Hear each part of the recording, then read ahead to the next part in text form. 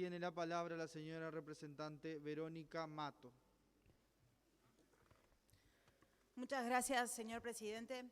Bueno, en primer lugar, considero, más allá, sé que es de acuerdos entre los partidos políticos, pero creo que esta discusión presupuestal, INISA, INAU, junta, no debería haber sido, porque debería cada inciso debería haber tenido su espacio. Pienso en la intervención de la diputada Cristina Lustenberg, excelente intervención, la cual tuvo que hacer con una rapidez, a la cual tenía muchísimos datos y muchísimo para aportar a esta discusión. Y creo que no es lo mismo tampoco hablar del INAU, hablar de la situación del INAU, que hablar de la situación del INISA. Y en este caso, o sea, también se trabajó muchísimo, ¿no? Hubo un trabajo en el cual el Estado quiso separar INAU, INISA, entonces que se discuta acá el presupuesto en esta misma bolsa, me parece que no corresponde y lo quería comentar. En realidad, porque me enteré hace poco, en realidad, que además había armado esta fusión, yo iba a hablar sobre la situación de INISA, pero con respecto al INAU, la apreciación que quería hacer, y que bueno, que fue algo que también se lo precisé y se lo comenté al presidente del INAU cuando en la comparecencia en la Comisión de Presupuesto, tiene que ver con que él utilizó la palabra la pandemia de los abusos sexuales, como una pandemia nueva. Y yo le dije, no es una pandemia. Los abusos sexuales sucedieron toda la vida, no es de ahora, no es que sea una historia que nace ahora, en estos últimos años, sino que es una situación que a través de mucho trabajo, y también en la visión de los derechos de las niñas, niños y adolescentes, ha salido. Entonces no es que sea una pandemia, es que hay cosas que antes se guardaban bajo la alfombra. Y esto que es muy grave esta situación, y que lo decía la diputada Cristina Lustenberg, con respecto a lo que significa el abuso sexual a niñas, niños y adolescentes, que no esté reflejado en forma presupuestal, la verdad que nos alarma, Yo misma fui miembro informante de un proyecto que era trabajar en una sensibilización, en una campaña, pero ¿cuánto tiene que hacer, cuánto hay que trabajar en el INAU para que niñas, niños y adolescentes del Uruguay no sigan sufriendo estas situaciones? Así que esto lo quería comentar. Y bueno, siguiendo con INISA, la verdad que he escuchado muchas cosas de todo tipo, algunas con las cuales comparto 100%, otras con las cuales no, pero quiero primero traer el recuerdo de nosotros, por la Comisión en la Comisión de Derechos Humanos, recibimos, no recuerdo exactamente el mes, pero creo que habrá sido mayo, fue antes de la discusión de la LUC en diputados, a la presidenta de INISA, y en ese momento el directorio, que es diferente al directorio actual, pero la presidenta. Y ya en ese momento, ella nos decía su gran preocupación con respecto al presupuesto que tenía INISA. Y en ese momento, nosotros desde la comisión, yo específicamente, le dije que me comprometía a poder trabajar por el presupuesto de INISA, para que hubiera un presupuesto para INISA. Y en ese momento, señor presidente, ella misma dijo que había problemas con la alimentación. O sea, que esto no es de ahora y que no, ya estaba en ese momento. Antes de armar el presupuesto, esto ya se venía, y que había tenido que cambiar los cortes de carnes. Ya eso se estaba manejando en ese momento.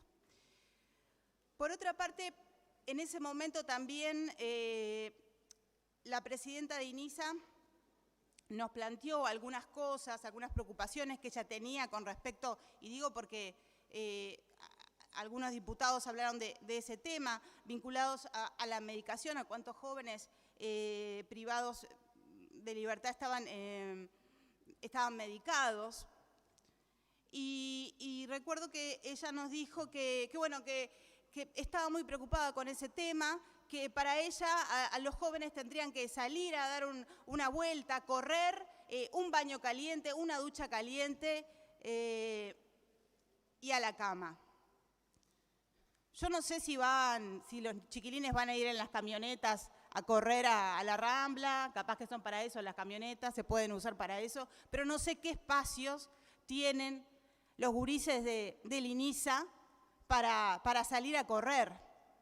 Para salir a correr, después darse una ducha caliente y poder ir a la cama. Entonces, eso que en ese momento se planteó, y en este presupuesto, lo cual puede ser bueno, ¿no? Tampoco lo veo reflejado, que esté esto de espacios para los jóvenes que están en el INISA. Y otros diputados también hablaban de las cosas que se le dicen a estos jóvenes, de palabras, de no servir para nada. En muchos extractos sociales se habla de esa forma. Y no todos los gurises llegan al INISA, porque ¿quiénes son los que llegan al INISA?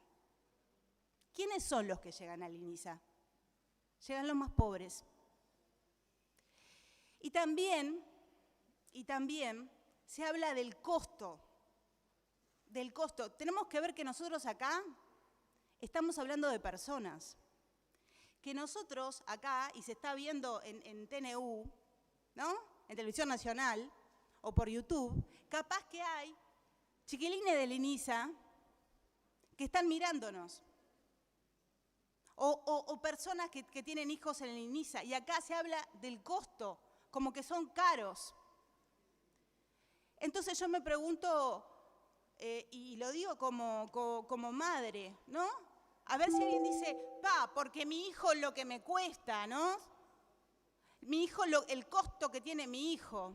Y pienso no sé, en determinadas personas que quizás sus hijos van a colegios privados y que, no sé, capaz que gastan, no sé, tienen un costo de 30.000 pesos o que viven en una casa que sale, no sé, $700.000 o que tienen una camioneta que sale, no sé, $60.000. Y si están evaluando eso en costo, en cuál es el costo que tiene su hijo. Lamentablemente en el Uruguay hay jóvenes, sí, que cometen delitos. Y los jóvenes que terminan en el INISA son los más pobres. Porque los que tienen acceso, los jóvenes que cometen algún tipo de infracción con la ley y que tienen acceso a una mejor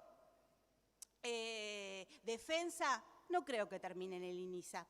Capaz que algún diputado que ahora levantó la mano tiene algún otro comentario, pero son esos jóvenes los que uno puede ver. Y yo tengo el recuerdo, yo en 2013, en realidad por una actividad que nada tiene que ver con la política, porque en ese momento no estaba vinculada con la política partidaria en ese sentido, fui al INISA por una actividad de tipo artística, en la cual nos teníamos que vincular con esos chicos, con los gurises del INISA, y el recuerdo de ver a jóvenes que en ese momento tenían también la edad de mi hijo, de 13, 14 años, bajo las rejas, en una reja, es una imagen que no me la olvido más. Y nosotros en ese momento, en esa actividad en la cual había un dramaturgo que tenía que estar con ellos y les daba un cuaderno para que ellos anotaran, las cosas que los chiquilines escribían, los dibujos, tenían que ver con todas cuestiones familiares, con la madre, con la familia, con los hermanos. O sea, no son personas, no son extraterrestres, son chiquilines como pueden haber en cualquier lado. Que se mandaron una macana, sí, porque después, cuando salí, también me contaron, no, porque tal hizo tal cosa, porque tal hizo tal cosa. No es que estén ahí por nada, pero digo, son jóvenes y todos recordamos cuando tuvimos 14, 15 años, cómo nos venía, cómo la cabeza a veces a uno no la tiene muy centrada. Y si no tenés un acompañamiento que te lleve, te podés mandar una macana. Y algunos terminan acá, en el INISA. Y el tema de la comida,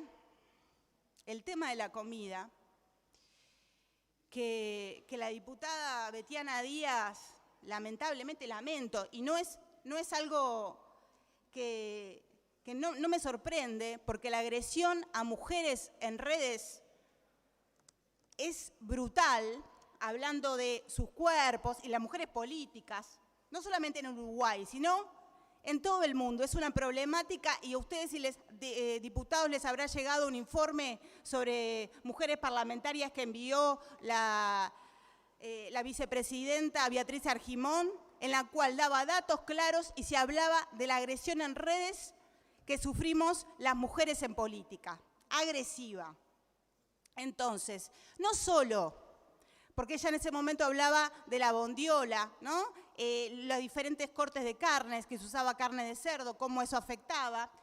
No solo eso, sino que las visitas que tienen los jóvenes, los que no están privados, están en semilibertad, y eso nosotros recibimos en la comisión a la delegación del sindicato de INAU y INISA, nos relataban que los jóvenes antes venían a tener una charla, bueno, cómo estaban en esa situación, y se les daba un vaso de yogur.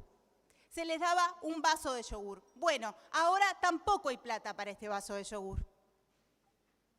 Y ustedes dirán, bueno, es un costo menos. En eso se está ahorrando, porque acá se está discutiendo de presupuesto. O sea, que no es solamente eso. Y además, los funcionarios les pueden decir bien que la alimentación de los jóvenes y toda la situación de encierro y de no poner dinero en políticas socioeducativas, cómo genera violencia.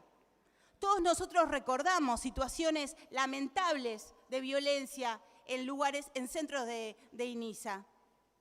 ¿Y eso cómo se resuelve? Lo que voy a decir yo es que no se resuelve llevando asesores con una linterna, y están las versiones taquigráficas, por eso lo puedo decir, llevando asesores con una linterna para ver qué están haciendo los funcionarios a las 12 de la noche o a la 1 de la mañana. No se resuelve así. Se resuelve con un presupuesto digno para que estos jóvenes que están a cargo del Estado y que algunos ven como un costo, tengan otra posibilidad y después no terminen en otras cárceles. Así que bienvenido, como decía la diputada Betiana Díaz, la discusión del presupuesto y que se hable del presupuesto.